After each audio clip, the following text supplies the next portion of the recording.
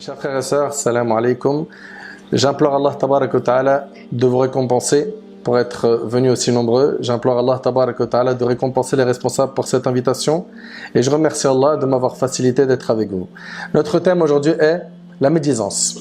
La médisance, c'est un grand péché qui malheureusement s'est banalisé. La médisance est une maladie qui a touché énormément de gens dans notre communauté. Même certains parmi ceux qui apprennent les sciences religieuses ont été touchés par ce fléau, par cette maladie.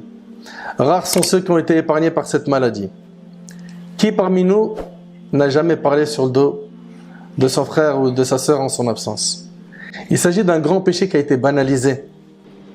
Et c'est devenu, je parle ici de la médisance, le fruit le plus consommé dans les assemblées. C'est-à-dire que lorsque les gens se rencontrent, ils sont dans l'obligation de parler sur le dos de quelqu'un pour mettre de l'ambiance, pour rire. S'ils font pas ça, l'ambiance elle est nulle. On rigole pas. Il n'y a pas d'ambiance. Qu'est-ce que la médisance? Selon Abu Hurayra radiyallahu anhu, le prophète sallallahu alayhi wa sallam a dit: savez-vous ce qu'est la médisance? Il dit: Allah et son messager le savent mieux que nous. Il dit alayhi salatu wassalam: dhikruka akhak bima yakrah. C'est quand tu dis à propos de ton frère des choses qu'il n'aime pas. Ça c'est la définition de la médisance. Vous écoutez? C'est quand tu dis à propos de ton frère des choses qu'il n'aime pas. Mais attention, il est absent à ce moment-là. C'est ça la médisance. C'est donc parler en mal sur le dos de ton frère quand il n'est pas là, quand il est absent. On dit au prophète sallam: que penses-tu si ce que je dis à propos de mon frère existe réellement? C'est-à-dire si le défaut que je dis là, il existe réellement. Qu'en est-il de cela? Il dit: si ce que tu dis est vrai, tu as médit. C'est ça la médisance. Tu as parlé sur lui en mal alors qu'il n'est pas là. Et si ce que tu dis n'existe pas, alors tu l'auras diffamé. Ok, là c'est une calomnie. Et c'est rapporté par l'imam muslim. Donc, dhikruka akhak bima yakrah. C'est ça la définition de la médisance. C'est de dire à propos de ton frère ce qu'il n'aime pas entendre. Donc vous avez compris, c'est citer quoi? Ses défauts. Ok? Comme quelqu'un par exemple qui est petit en taille et les gens se moquent de lui parce qu'il est petit. Ou bien parce qu'il est fort. Et donc ils vont dire: ouais, le gros. Ok? Ah, il n'y en a pas 2000 le gros, tu sais très bien de qui on parle. Et donc ils disent ça, ils se moquent.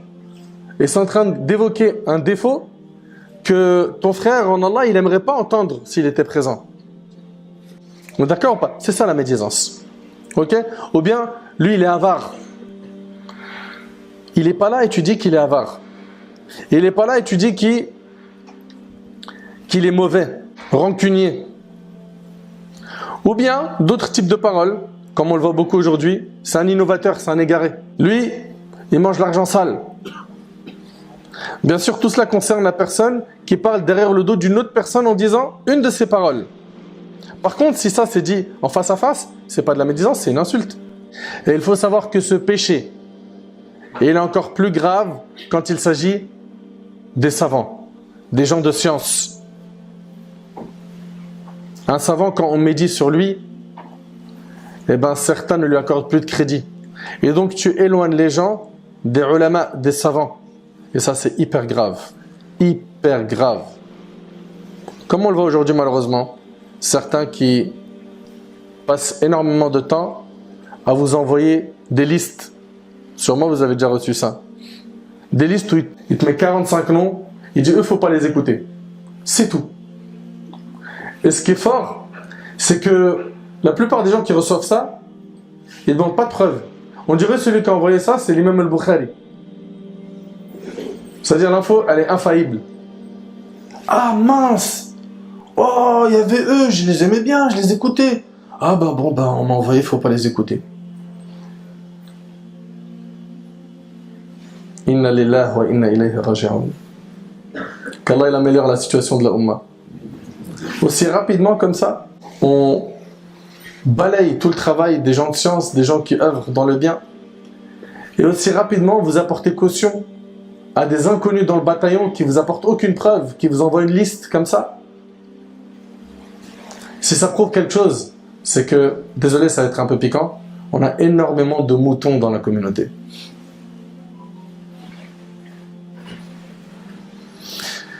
On va revenir sur ce point, Inch'Allah, tout à l'heure.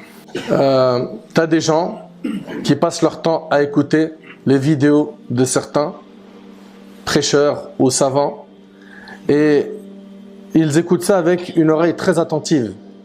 Où est-ce qu'il va faire une erreur? Où est-ce qu'il a dit quelque chose qui ne colle pas pour qu'on puisse déchirer son honneur bien comme il faut sur le net? Et après vous avez ces fameuses mises en garde malhonnêtes et mensongères qui remplissent la toile malheureusement. Alors à ces gens-là on leur rappelle quelques textes. Selon Abu Barza al-Aslami radiyallahu anhu, le prophète alayhi salatu wassalam a dit: ô vous qui avez cru avec vos langues alors que la foi n'a pas encore pénétré votre cœur, ne médisez pas des musulmans et ne cherchez pas les défauts de vos frères, car quiconque cherche les défauts de son frère en islam, Allah cherchera les siens. Et celui dont Allah cherche les défauts, il l'humiliera en mentionnant ses défauts même s'il se trouve dans sa maison. C'est-à-dire il sera humilié même s'il se cache dans sa maison. Le hadith qu'on vient d'évoquer, il est rapporté par l'imam Ahmed et d'autres. Allah tabaraka wa ta'ala, il nous dit dans Surat al-Hujurat, Surat 49, verset 12, وَلَا يَغْتَبْ بَعْضُكُمْ بَعْضًا أَيُحِبُّ أَحَدُكُمْ أَن يَأْكُلَ لَحْمَ أَخِيهِ مَيْتًا فَكَرِهْتُمُوهُ وَاتَّقُوا اللَّهَ إِنَّ اللَّهَ التَّوَّابُ الرَّحِيمُ. Et ne médisez pas les uns des autres. L'un de vous aimerait-il manger la chair de son frère mort? Écoutez bien, hein. Allah subhanahu wa ta'ala, il nous parle de la médisance et il nous dit: l'un de vous aimerait-il manger la chair de son frère mort? Vous en aurez horreur. Vous en aurez horreur et craignez Allah, car Allah est grand, accueillant au repentir, très miséricordieux. Si on te présente un de tes frères morts, est-ce que tu serais capable de manger sa chair? N'importe qui dirait quoi? Non. C'est vrai ou pas? Eh bien, quand tu parles sur le dos de ton frère, quand tu parles sur lui en mal, dans son absence, sache que tu es en train de manger sa chair, sachant qu'il est absent et qu'il ne peut pas se défendre, il est semblable aux morts. Voilà ce que nous dit Cheikh Al-Uthaymin, rahimahullah. Et Abu Hurayra radiyallahu anhu, il rapporte que Ma'iz, ce noble compagnon, soyez très attentifs s'il vous plaît. Abu Hurayra radiyallahu anhu, il rapporte que le compagnon Ma'iz radiyallahu ta'ala anhu, il est venu voir le prophète sallallahu alayhi wa sallam et il avait commis la fornication, zina. Il est parti dire cela au prophète. Le prophète il s'est détourné de lui. Mais il est revenu plusieurs fois voir le prophète sallallahu alayhi wa sallam pour témoigner contre sa personne en lui disant: j'ai commis la fornication. Et le prophète sallallahu alayhi wa sallam, à la 4e ou 5e fois, il lui a demandé: as-tu vraiment commis zina, la fornication? Oui, répondit Ma'az. Le prophète sallallahu alayhi wa sallam lui a dit: sais-tu ce que signifie la fornication? Il lui a dit: oui, c'est ce que l'homme commet avec sa femme, mais de manière licite. Le prophète sallallahu alayhi wa sallam lui a dit: que désires-tu au Ma'az? Il a dit: je veux que tu me purifies. Le prophète sallallahu alayhi wa sallam, il insiste, il lui dit: as-tu donc eu un rapport comme on fait entrer l'aiguille dans un récipient de kohl ou la corde dans un puits? Il lui a dit: oui, au messager d'Allah. Et le prophète sallallahu alayhi wa sallam a demandé qu'on lui applique une sentence. Et subhanallah, plus tard le prophète sallallahu alayhi wa sallam entendit un homme dire à un autre: n'as-tu pas remarqué cet homme qu'Allah a caché son péché, venir l'avouer jusqu'à ce qu'il ait été sanctionné tel un chien? C'est chaud, hein? Puis il continua son chemin et arrivé à un endroit où il y avait la charogne d'un âne, le prophète sallallahu alayhi wa sallam a dit à ses compagnons: où sont-ils un tel et un tel, ceux qui ont parlé en mal de Ma'iz? Une fois en sa présence, il leur a dit: descendez du dos de vos montures et allez manger du cadavre décomposé de cet âne. Qui ferait ça? Qui irait manger le cadavre d'un âne? Ils répondirent: ô messager d'Allah, cela n'est pas comestible, ça se mange pas. Le prophète sallallahu alayhi wa sallam leur répliqua: ce que vous venez de dire de votre frère Ma'iz est aussi répugnant que de manger de cette charogne. Allahu Akbar. Par celui qui tient mon âme entre sa main, Ma'iz se trouve actuellement au paradis en train de plonger dans ses ruisseaux, et c'est rapporté par Abu Daoud. L'honneur du croyant, il est sacré. Et on a cette facilité à déchirer l'honneur des gens. C'est vraiment triste. Une facilité à faire des copier-coller sur des messages qui déchirent l'honneur des gens. Je le répète, c'est triste et c'est grave. Notre sang, nos biens et notre honneur, toutes ces choses sont sacrées. Écoutez bien, et ils font partie des dernières recommandations du prophète sallallahu alayhi wa sallam. Parmi les recommandations que le prophète sallallahu alayhi wa sallam il a fait à sa communauté avant de mourir, il a dit dans son pèlerinage d'adieu, votre sang, vos biens, votre honneur vous sont sacrés comme sont sacrés ce jour. Ce jour, c'était le jour de Arafat. En ce mois, le mois de Dhul Hijjah, dans cette ville, et c'était la ville de la Mecque. Vous imaginez un peu que notre honneur, il est sacré comme la Mecque? Nos biens également, notre sang. Puis il ajouta, ai-je transmis, oh Allah soit témoin, rapporté par Bukhari et Muslim.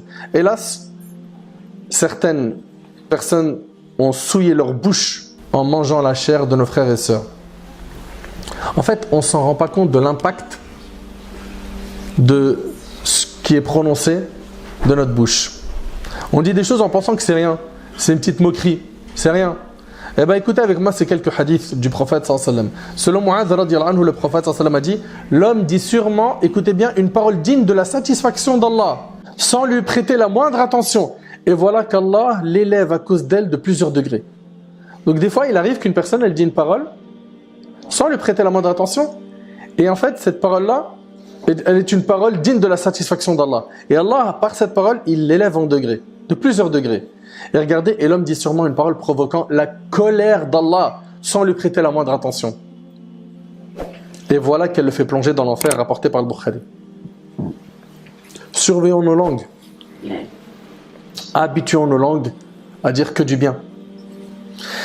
Et selon Abu Hurayra radiyallahu anhu, le prophète sallallahu alayhi wa sallam a dit, il arrive que l'homme prononce une parole provoquant la colère d'Allah sans lui prêter la moindre attention. Écoutez bien, il arrive que l'homme prononce une parole provoquant la colère d'Allah sans lui prêter la moindre attention dans le but de faire rire ses amis. Et voilà qu'elle le fait plonger en enfer 70 années, rapportées par le Bazar. C'est-à-dire quoi? Une parole, tu la prononces, elle peut te faire plonger en enfer 70 ans. Un gros mot. Une médisance. Une rumeur mensongère qu'on propage. 70 ans en enfer. T'imagines? C'est beaucoup. Et méfiez-vous de la médisance. Le prophète ne l'a jamais toléré. Et regardez avec moi, subhanallah, Aïcha radiyallahu anha. Aïcha, c'est qui? L'épouse du prophète sallallahu alayhi wa sallam. Très bien. Elle rapporte, je dis au prophète sallallahu alayhi wa sallam, je ne citerai de Safiya. Safiya, c'est qui?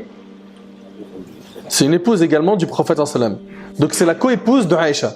Ok? Écoutez bien. Aïcha radiyallahu anha, elle dit, je ne citerai de Safiya, Safiya, sa coépouse, que tel défaut. Et elle a fait un signe de la main qu'elle était petite. Elle a fait un signe de la main comme quoi elle est petite, Safiya. Et regardez ce que le prophète sallallahu alayhi wa sallam a dit. Il lui a dit, tu viens de dire une parole qui, si on la mélangeait à toute une mer, lui changerait son goût et son odeur. Vous êtes conscient là que le prophète sallallahu alayhi wa sallam, il blâme sévèrement la médisance? Vous réalisez à quel point c'est grave? Et nous, si seulement ça se limitait à il est petit, il est grand. Non, lui, c'est un voleur. Lui là, gros menteur. Lui, fais rien avec lui, hein. Il va t'arnaquer. Alors, si c'est vrai, c'est pas une médisance, et on va le voir, ça fait partie des cas de médisance autorisée. On va voir ça à la fin, Inch'Allah. Ok? Mais si c'est faux, tu es en train de détruire ton avenir dans l'au-delà. C'est hyper grave. Tu viens de dire une parole qui, si on la mélangeait à toute une mer, lui changerait son goût et son odeur. Elle dit encore, je lui ai imité une fois la démarche de quelqu'un. Et ça arrive ou pas? Que certains pourraient rire, regarde lui comment il marche. Et tu imites sa démarche ou sa manière de parler. Elle dit encore, je lui ai imité une fois la démarche de quelqu'un. Il dit, je ne voudrais à aucun prix imiter les défauts de quelqu'un. Il dit, je ne voudrais à aucun prix imiter les défauts de quelqu'un. C'est rapporté par Abu Daoud et Tirmidhi.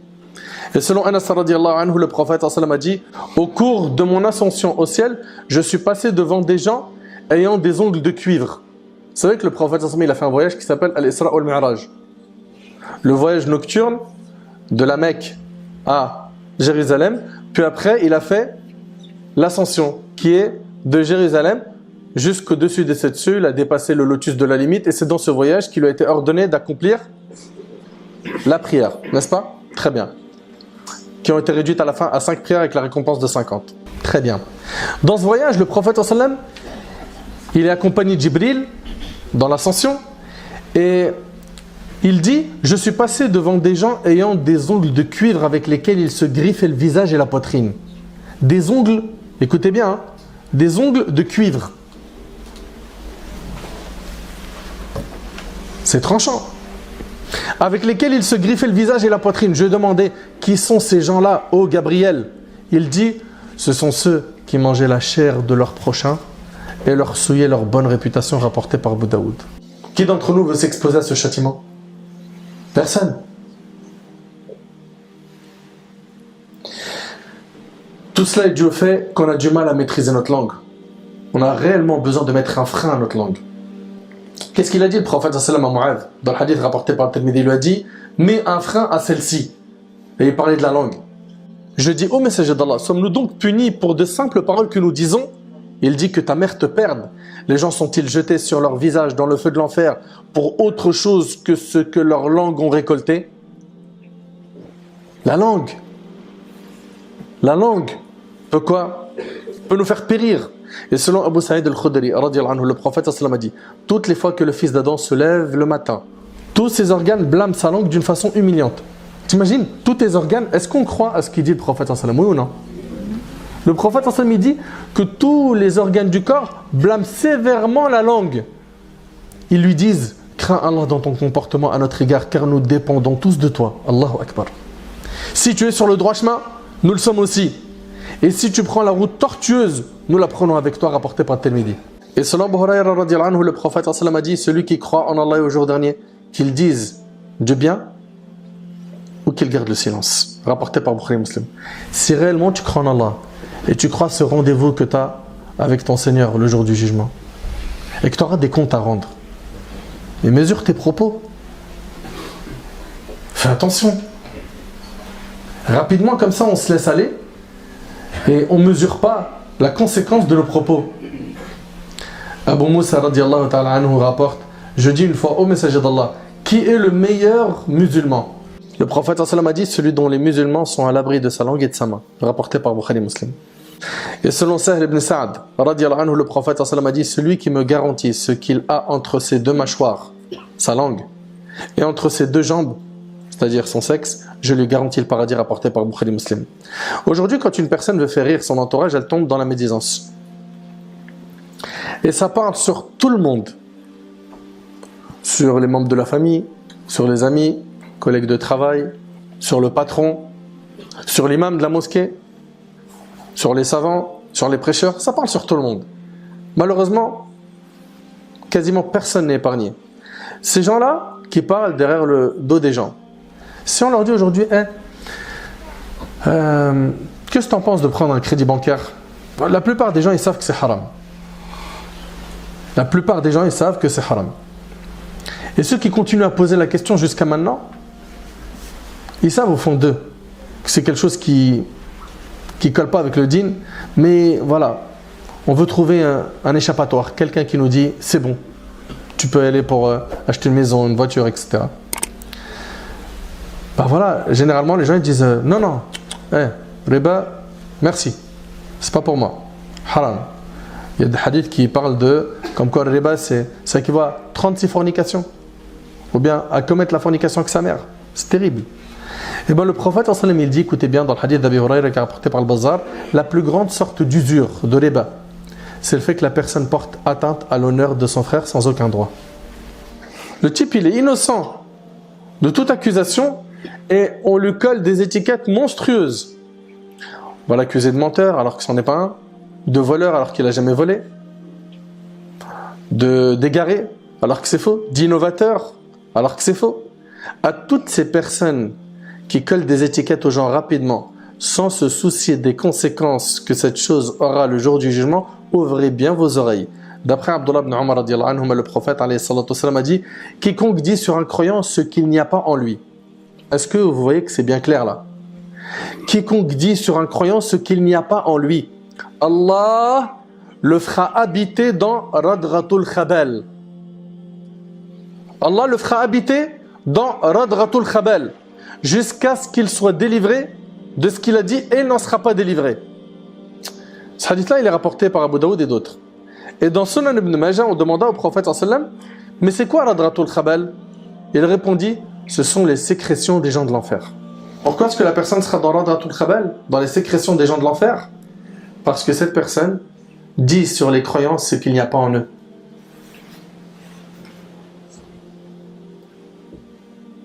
Franchement, c'est terrible. Et en fait, quand je vous dis tout ça, moi je me pose 1000 questions. Je me demande si ça vous fait peur ou pas d'entendre ces textes. Parce que si ça ne fait pas peur, là vraiment, demandez à Allah qui vous accorde un cœur. Et si on en a réellement peur, il faut qu'on prenne des fermes décisions. Et parmi elles, je vais retenir ma langue, j'arrête de parler sur le dos des gens. Je vais m'occuper de ma propre personne, de mes défauts. J'en ai déjà un paquet. Non, on oublie souvent les nôtres et on zoome sur ceux des autres. Ce sont donc les sécrétions des gens de l'enfer. Et aujourd'hui, on a des gens qui non seulement parlent sur le dos de leurs frères, mais en plus, ils vont jusqu'à dire, lui là, il n'ira jamais au paradis. Lui là, c'est sûr que c'est l'enfer. En F16, il va les Fennar. Et ça fait rire la galerie. Hein. Ah, t'es un tueur. Ah non, j'étais pas prêt sur celle-là. Et ça rigole. Avec quoi? Avec, lui là, il va aller en enfer. Lui, il va aller au paradis. Ça t'appartient, ça? De dire ces propos? Je vous invite à écouter attentivement ce hadith, s'il vous plaît, et concentrez-vous bien comme il faut. Abu Hurayra radhiyallahu anhu a dit, j'ai entendu le messager d'Allah sallallahu alayhi wa sallam dire, il y avait parmi les enfants d'Israël 2 hommes qui étaient liés par une grande fraternité. Donc ça, c'est une histoire qui concerne Bani Israël. Ok? Et c'était 2 hommes qui étaient liés par une grande fraternité. L'un d'eux, il s'adonnait au péché, tandis que l'autre se consacrait à l'adoration d'Allah avec ferveur. Le fervent dans l'adoration ne cessait de voir son compagnon plongé dans les péchés et lui disait alors « Cesse de commettre des péchés ». Et l'autre de lui dire « Laisse-moi par Allah. As-tu été envoyé vers moi comme gardien ?» Donc vous avez compris, ces 2 amis, il y en a un, il est dans la religion et un, il est loin de la religion. Celui qui est dans la religion, il fait son boulot. C'est d'essayer d'aider son frère qui n'est pas dans la religion, de lui tendre la main. Ok? Excellent. Il lui rétorqua alors, à un moment, ça y est, il a fait tellement de rappels, celui qui était dans la religion, qu'il arrivait à un stade où il lui a dit « Par Allah, Allah ne te pardonnera pas. »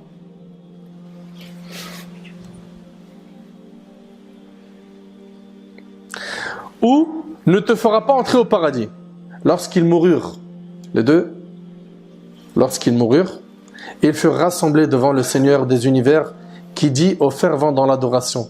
Donc Allah subhanahu wa ta'ala, il s'est adressé à celui qui était dans l'adoration, qui était dans la piété, dans la religion. Il lui a dit, avais-tu une connaissance de ma science? Avais-tu une connaissance de ma science ou avais-tu un pouvoir sur ce que je possède? Allah tabaraka wa ta'ala s'adressa ensuite aux pécheurs en disant, écoutez bien, va et entre au paradis avec ma miséricorde. Le pécheur va et entre au paradis par ma miséricorde et il s'est adressé à l'adorateur, il a dit, emmenez-le en enfer. Et c'est rapporté par l'imam Abu Daoud. Et Abu Hurayra, il a dit ensuite, par celui qui tient mon âme entre ses mains, cet homme a proféré une parole qui a annulé tous les actes de sa vie ici-bas et dans sa vie future. Ne soyez jamais de ceux qui viennent dire d'un musulman ou d'une musulmane, il sera au paradis, il sera en enfer. Qu'est-ce que t'en sais? Ça se trouve, avant de mourir, il va se repentir, il sera 1000 fois mieux que toi. Aujourd'hui, tu le vois avec du mépris. Ça se trouve, demain, il va te donner des cours de religion, tu seras son élève. Faites gaffe. Quand vous voyez un pécheur, n'allez pas comme ça direct, avec les paroles les plus dures, le blâmer sévèrement. Vous pouvez le faire fuir. Surtout quand ces personnes-là viennent à la mosquée et qui font des choses qui ne sont pas correctes. Et il y a un peu de rahma, de la douceur. Ne les faites pas fuir. Pour ces personnes-là, le fait de venir à la mosquée, c'est un effort qui est immense et qu'Allah il les récompense. Maintenant, si nous on leur tend la main et qu'ils voient dans la mosquée, mashallah, la fraternité, l'union, l'amour, l'entraide, ça va l'aider à combattre son âme qui l'incite au mal, s'éloigner des mauvaises fréquentations, de la drogue, bref, de tous les péchés dont il est attaché. Mais si toi tu viens, premier contact avec la mosquée, il rentre, tu le rentres dedans. Ouais, ta prière c'est pas comme ça. Ouais, regarde, t'as fait ça. Ouais, t'as pas bougé le doigt. Ouais, je sais pas quoi. Ton pantalon, ceci et cela. Soyez pas de cela. Ayez de la miséricorde. Rappelez-vous du bédouin qui a uriné dans la mosquée. C'est impressionnant le comportement que le prophète a eu avec lui. Imagine quelqu'un là, vous avez vu comment vous êtes nombreux, tabarakallah. Allahumma barik, mashallah. Imaginez-vous quelqu'un, il vient, pendant qu'on est là, il se met dans un coin, il urine. Il fait ses besoins. Ça va passer tranquille. Hein, je vois déjà des visages qui font. Il y a des signaux qui disent. Faut qu'ils finissent dans un coffre d'une voiture. Donc voilà, il y a plein de gens qui réagiraient hyper mal. Le prophète, il a vu les compagnons qui se sont précipités pour aller le blâmer, il a dit, laissez-le terminer. Laissez-le terminer. Puis à la fin, il est parti, il lui a expliqué, la mosquée, c'est pas fait pour ça. Ici, c'est pour prier, pour adorer Allah, hein, lire le Coran, etc. Et l'homme, il a tellement été touché par la douceur du prophète qu'il a dit, oh Allah, fais-moi miséricorde, ainsi qu'à Mohammed et à personne d'autre. Vous imaginez? Mais nous, on vient, subhanallah, la personne, elle vient de rentrer dans la mosquée. Comme on m'avait raconté l'histoire d'un petit jeune, il est rentré à la mosquée pour se convertir à l'islam. Et il avait une boucle d'oreille. Il passe dans les rangs, lui, il est trop content. Ce jour-là, pour lui, c'est un jour marquant. Il rentre dans la mosquée avec sa boucle d'oreille, miskin, il ne sait pas. Oh, oh, haram, hey, qu'est-ce que tu fais? Ça. Premier contact, il n'a même pas encore dit la shahada. Allez vous soigner. En apprenant la religion, vous allez vivre mieux. Parce que là, l'ignorance, ça ne vous fait pas de cadeau. C'est triste. Donc Allah il barik comme ces histoires de lui il va aller au paradis, lui il va aller en enfer, lui est kafir, lui est musulman. Ok, on voit des gens aujourd'hui, ils s'amusent à ça. Hein. Lui ce musulman là, tu penses quoi lui? Il est musulman ou kafir? Lui à ton avis, il va aller au paradis ou en enfer? C'est pas ton problème. Ok, c'est pas ton problème. Toi, ton grand problème, c'est ce nafs que tu as à l'intérieur de toi. Soigne-le. Soigne ce nafs. Mais comment ils étaient nos pieux prédécesseurs dans leur comportement avec leur langue? Zayd ibn Aslam, rahimahullah, a rapporté d'après son père que Omar ibn Khattab entra chez Abu Bakr al-Siddiq radiyallahu anhu. Vous connaissez Abu Bakr al-Siddiq radiyallahu anhu? C'est le meilleur compagnon du prophète sallam. N'est-ce pas? C'est le plus pieux des compagnons. C'est le numéro 1 des compagnons. Radiyallahu ta'ala anhu. C'est le plus pieux des compagnons. Omar, radiyallahu anhu, il entre chez Abu Bakr et il le trouve en train de tirer sa langue. Omar lui a dit, c'est ce qu'Allah te pardonne. Et Abu Bakr de répondre, c'est elle qui me pousse à dire ce dont je crains les conséquences. Et c'est rapporté par l'imam Malik, rahimahullah, dans le Muwatta. Abu Bakr, radiyallahu anhu, il blâme sa langue. Et nous, combien de fois par jour, on se dit franchement, j'ai abusé aujourd'hui sur ce que j'ai dit. J'ai abusé, j'ai dit des mauvaises paroles. Ibn Abbas radiyallahu anhu disait aux langues, dis du bien, tu gagneras. Ou garde le silence sur un mal, tu seras épargné. Car dans le cas contraire, tu regretteras. Ibn Mas'ud radiyallahu anhu disait, par celui dont il n'y a pas de divinité à part lui, la chose qui mérite le plus l'emprisonnement, c'est la langue. Elle mérite la prison. Notre devoir lorsque quelqu'un médite d'une autre personne, c'est quoi? Alors, il y a 3 leçons très pratiques que j'aimerais que vous reteniez. La première, toi, tu bannis de ta vie la médisance. Parle pas sur le dos des gens. Ok? C'est un grand péché, tu n'es pas prêt d'assumer les conséquences. Arrête, freine, stop. 2, quand on médit sur quelqu'un en ta présence, fais le nécessaire pour que ton premier réflexe soit de défendre son honneur. Aujourd'hui, tu parles mal d'un musulman, les gens ils apportent caution sans vérifier quoi que ce soit. Hein. Ah ouais, t'as raison, voilà, de toute façon, je le sentais pas lui. Hein. Selon Abu Darda, le prophète a dit, celui qui repousse les fausses allégations, écoutez bien, les fausses affirmations qui nuisent à la bonne réputation de son frère, celui qui repousse, écoutez bien, les fausses allégations qui nuisent à la bonne réputation de son frère, Allah repousse le feu loin de son visage le jour de la résurrection. Et c'est rapporté par l'imam At-Tirmidhi. Défendons nos frères et nos sœurs bec et ongle. Quand quelqu'un vient attaquer l'honneur d'un de tes frères, d'une de tes sœurs, tu lui dis, je veux des preuves factuelles. Si tu n'as rien de factuel, merci. Épargne-moi de cette discussion, j'en veux pas. Ok? Et s'il est avéré, avec des preuves, que cette personne représente un danger pour la communauté, ben on va voir après les règles concernant cela. Ok? Mais que votre réflexe premier soit, je veux des preuves. On doit agir avec nos frères et nos sœurs avec le principe suivant. Il est clean jusqu'à preuve du contraire. Il est clean jusqu'à preuve du contraire. Et rappelez-vous, hein, celui qui repousse les fausses allégations, donc les fausses affirmations qui nuisent à la bonne réputation de son frère, Allah repousse le feu loin de son visage au jour de la résurrection. Subhanallah.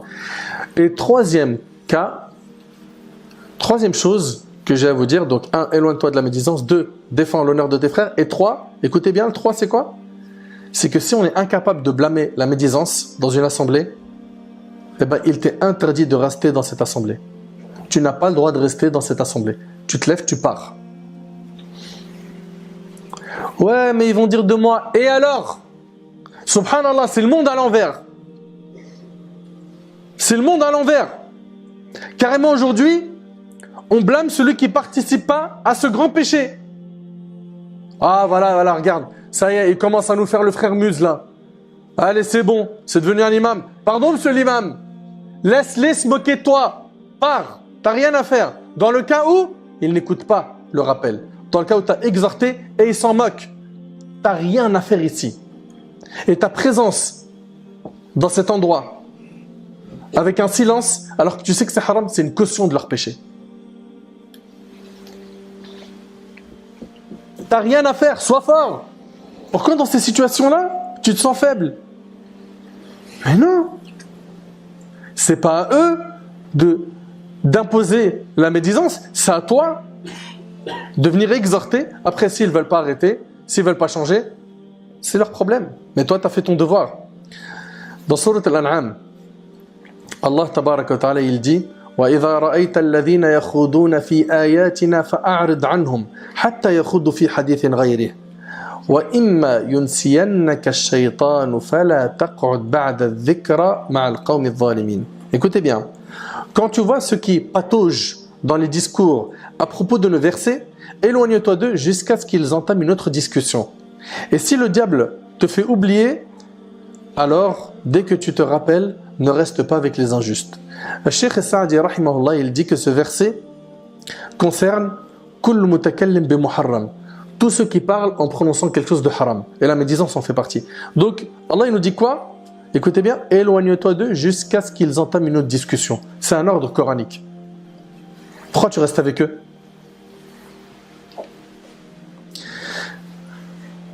Taïb, rapidement, et c'est avec ça qu'on termine, Inch'Allah. Il y a des cas où la médisance, elle est autorisée. 6 cas où la médisance, elle est autorisée. Ce n'est pas un péché. L'imam An-Nawawi, rahimahullah, il les évoque, et soyez très attentifs. Le premier cas, c'est pour dénoncer quelqu'un auprès du gouverneur, d'un juge, ou autre personnage ayant le pouvoir de lui donner justice de celui qui l'opprime. Donc pour le dénoncer, il dira, un tel m'a fait subir telle injustice. Donc là, c'est une médisance autorisée. D'accord? Je me retrouve devant une autorité religieuse, un juge, quelqu'un qui peut m'aider à quoi? À récupérer mes droits. Donc quand je vais parler en mal de mon frère, là ici c'est pas un péché. C'est une médisance qui est quoi? Permise. C'est bon? Ça c'est le premier cas. Et vous avez remarqué c'est pourquoi? C'est pour récupérer un droit. En fait, les 6 cas, vous allez voir qu'il n'y en a aucun parmi eux qui a pour but de dénigrer notre frère en son absence ou déchirer son honneur. Il y a toujours un objectif noble. Dans les 6 cas, vous allez voir que c'est quelque chose de visible.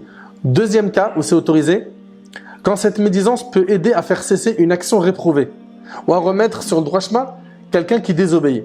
Mon frère Karim, il va venir me voir et va me dire, Nader, tu vois un tel, eh ben, moi tu sais, j'ai pas envie de lui parler parce que j'ai pas, voilà, soit les arguments, soit la proximité, le lien que tu as avec lui.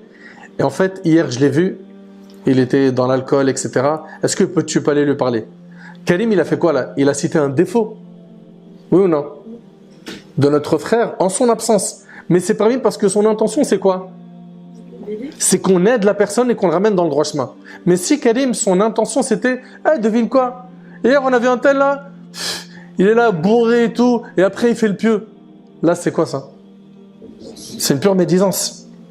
Vous voyez la différence ou pas entre les deux? Donc le premier cas où la médisance elle est permise, c'est quoi? C'est quand on va aller voir un juge, un gouverneur, ok, ou une autorité religieuse pour se plaindre d'une injustice qu'on a subie. Deuxième cas, c'est pourquoi? Pour faire cesser une action réprouvée ou remettre sur le droit chemin quelqu'un qui désobéit à Allah. C'est bon? Un tel fait telle chose, hein, s'il te plaît, aide-le à cesser ce comportement. Il faut que son but réel en cela soit de mettre fin à une action réprouvée. C'est clair? 3. C'est quand on demande un avis de jurisprudence. On va voir un mufti, quelqu'un qui a un grand bagage religieux, et la personne va lui dire, voilà, mon père a été injuste avec moi, ou mon frère, ou mon épouse, est-ce qu'il a le droit de faire ce qu'il m'a fait? Donc là, je vais citer des défauts, ok? Mais dans le but de savoir est-ce que moi je suis en droit d'agir de telle manière ou de telle autre. Vous suivez? Ça c'est le troisième cas. Donc c'est alors permis quand il y a un grand besoin. Mais il est plus sage et plus apprécié de dire que dis-tu d'un homme ou d'un individu ou d'un mari qui fait telle chose. C'est-à-dire là, même son nom, je le cite même pas. Le juge de toutes les manières ou le savant de toutes les manières que je vais concerter, lui ce qu'il veut c'est quoi? C'est juste avoir les infos qu'il faut pour me dire, voilà, la réponse est telle et telle chose. Le nom, c'est pas quelque chose qui est indispensable pour lui. Ainsi, on atteint le même but sans désigner une personne en particulier. Il est permis par contre de citer le nom d'une personne quand il y a un intérêt. Quand il s'agit de, et ça c'est le quatrième point, de prévenir les musulmans d'un mal et de leur donner le bon conseil. Ok? Là, ça peut avoir plusieurs aspects. Le fait de dénoncer le peu de fiabilité de ceux qui rapportent de faux hadiths. De dire par exemple, voilà, telle personne, il ne faut pas l'écouter, pourquoi? Parce qu'il dit des faux hadiths, il ment sur le prophète sallam. Vous suivez? Ou le fait de dénoncer de faux témoins. Ok? Cela est permis à l'unanimité des savants. Également le fait de prendre l'avis de quelqu'un sur un futur gendre ou un futur associé. Il y a quelqu'un qui va venir faire avec moi un business. Voilà, il m'a dit, écoute, je vois que tu as la fibre commerce, moi aussi, on se connaît quand même un petit peu, viens on fait un truc ensemble. Mais moi je ne le connais pas très bien. Et pour m'engager avec lui, j'ai besoin d'être certain que c'est un bon profil. Donc je vais me renseigner. Si moi je viens, je demande à Karim des informations sur lui et que lui il en a, et qui sont même mauvaises, il doit me les dire, oui ou non? Dire lui, ah là là, t'associes pas avec lui, hein. Ah ouais, il a déjà un passif sombre. Et ça fera partie quoi? De sa sincérité dans le conseil. Vous suivez? Et pareil, quelqu'un qui vient demander ma fille en mariage. Et moi, le prétendant, je le connais pas. Je le connais pas. Et par exemple, mon frère, il me dit, ce frère-là qui vient demander ta fille là, attention, déjà il prie pas. Tout le monde dit il prie. Et il commence à me balancer comme ça pas mal d'informations qui malheureusement sont très sombres. Lui, il n'a pas fait de médisance, il n'a pas fait de péché ici. Ok? Et au contraire, c'est quelque chose qui doit être fait, l'équipe. Ok? Même si ça sera en défaveur pour mon ami, c'est pas grave. Le plus important, c'est quoi? C'est qu'on conseille bien les gens pour pas qu'ils se fassent avoir. Et on a un hadith, Fatima bint Qais radiyallahu anha, elle rapporte, je suis allé une fois dire au prophète sallam, Abu Jahl et Muawiya sont venus demander ma main. Le prophète sallam a dit, quant à Muawiya, c'est quelqu'un qui est pauvre, qui n'a pas d'argent. Ok? Et là ici, il cite un défaut. Et quant à Abu Jahl, il aime battre les femmes. Et il le dit, épouse plutôt qui? Osama. Donc là on voit que le prophète sallam, il a cité les défauts de ces personnes-là. Pourquoi? Pour la préserver? Non, il ne faut pas que tu te maries avec ces profils-là. Toujours dans le quatrième point, il y a le fait de mettre en garde un étudiant qui va régulièrement chez un innovateur ou un dévoyé fasiq pour s'instruire auprès de lui, à cause du risque qu'il court auprès de lui. Mais il faut que le but visé soit uniquement le désir sincère de donner le bon conseil.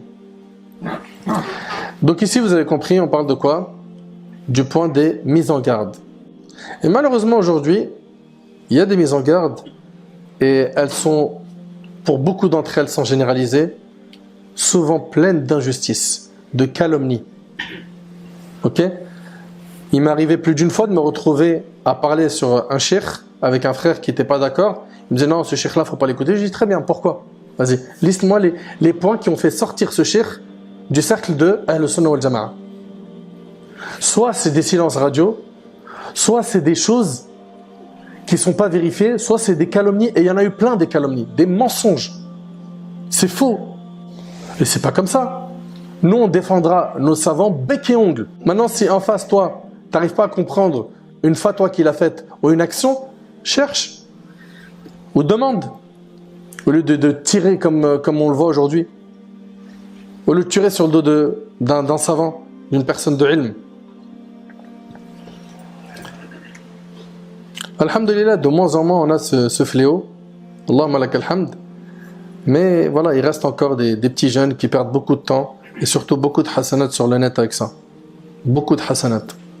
Gardez vos hasanat dans votre compte, faites pas n'importe quoi. Donc faites attention s'il vous plaît à ce point-là. C'est pas une mince affaire hein, de venir déchirer l'honneur de quelqu'un. Et il y en a en fait, je le dis, je le répète, ils ne mesurent pas la gravité de faire des mises en garde injustes comme elles se font énormément malheureusement. Également, il est permis de médire de quelqu'un qui fait au grand jour des choses interdites. Yajhar bi fisqihi. Ok? Vous entendez? Il est permis de médire de quelqu'un qui fait au grand jour des choses interdites, telles que la consommation de l'alcool. Il boit de l'alcool devant tout le monde. Il s'en cache pas. Le fait de dire, tu vois un tel, celui qui boit de l'alcool là c'est pas de la médisance. Pourquoi? Parce que lui il s'en cache pas. Mais si lui il s'en cache, t'as pas le droit de dévoiler ça. Sauf si il y a un but de quoi? De l'aider à se réformer, etc. Ok? Dernier cas où la médisance elle est permise, c'est quand quelqu'un a pour surnom un défaut. Son surnom c'est un défaut. Tel que le boiteux, c'est son surnom. Le sourd, l'aveugle. Quand on lit un peu les livres de nos ancêtres, hein, on lit Al-A'raj, le boiteux.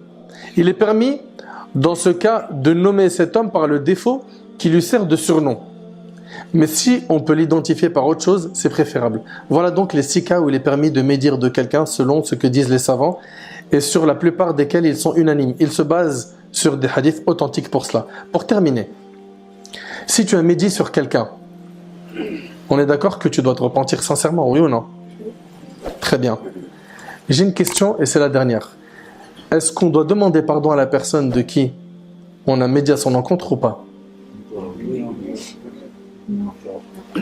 Est-ce qu'on doit demander pardon à la personne de qui on a médié à son encontre, oui ou non? Si la personne est au courant, oui. Barakallahu fik. Très bien. Très bien. Cheikh Al-Uthaymin, il dit qu'il y a une divergence entre les savants sur ce sujet et que l'avis le plus fort est que s'il n'est pas informé de notre médisance envers lui, on ne lui dit rien. S'il n'est pas au courant qu'on a parlé sur lui en mal, on ne lui dit rien. Et on va l'évoquer en bien là où on l'a évoqué en mal et on demande pardon à Allah. Vous avez suivi? C'est-à-dire qu'il n'est pas au courant. On ne va pas lui dire, ah au passage, j'ai dit que tu étais un avare, j'ai dit que tu étais moche, j'ai dit que ceci, j'ai dit que cela. Non. Il n'est pas au courant. Là où tu as parlé de lui en mal, tu dois parler de lui en bien. Et tu demandes pardon à Allah. C'est bon? Maintenant, s'il est au courant, là, tu n'as pas le choix. Tu dois aller le voir pour lui demander pardon. Et là où tu as parlé de lui en mal, tu parleras de lui en bien et tu demandes pardon à Allah subhanahu wa ta'ala. C'est clair pour tout le monde? J'implore Allah subhanahu wa ta'ala de nous faciliter, de nous détacher de ce péché. J'implore Allah tabarak wa ta'ala de nous aider à combattre les maladies de la langue et toutes les maladies des autres membres du corps. J'implore Allah tabarak wa ta'ala de faire que ce rappel soit bénéfique pour moi ainsi que pour vous.